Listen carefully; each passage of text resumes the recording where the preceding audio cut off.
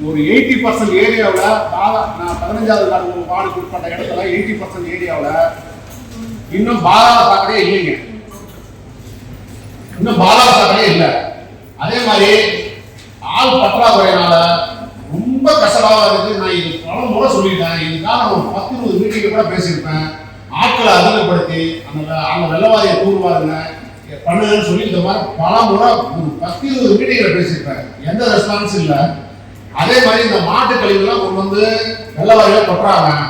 அதை நீங்க தடுத்து நிறுத்தி நோட்டீஸ் கொடுத்து ஏதாவது பண்ணுங்கன்னா அந்த நடவடிக்கையும் இல்லை. இந்த ரயில்வே ஜங்ஷன் போற லைன் என் வார்டு வழியா தான் வருதுங்க. அங்க பூரா கழிவுகளை கொட்டிட்டு எல்லாம் நெருப்பு வச்சு விடுறாங்க. அந்த ஏரியாவில் வந்து மக்கள் குடியிருக்க முடியல. ரொம்ப மோசமான நிலைமை இருக்குது. இதுக்கான தீர்வு சொன்னீங்கன்னா பரவாயில்ல.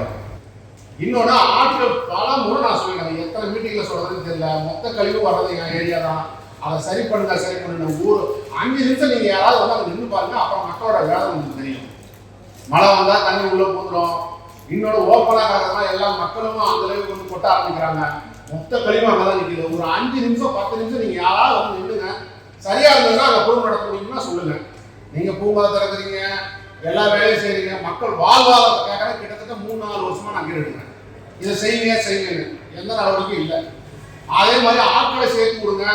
அந்த ஏரியா வந்து பாருங்கன்னா 2 ஆம்பளையா தான் இருக்காங்க. அது வந்து ஏரியாவில் 2 ஆம்பளையா வச்சு எந்த வேலையுமே செய்ய முடியாதுங்க. நான் வந்து ஏரியாவுக்குள்ள ஓட்டு கேட்க போக முடியாது. இப்ப வர சட்டமன்றத்தில் கூட என்னால் பேச பண்ண முடியாது.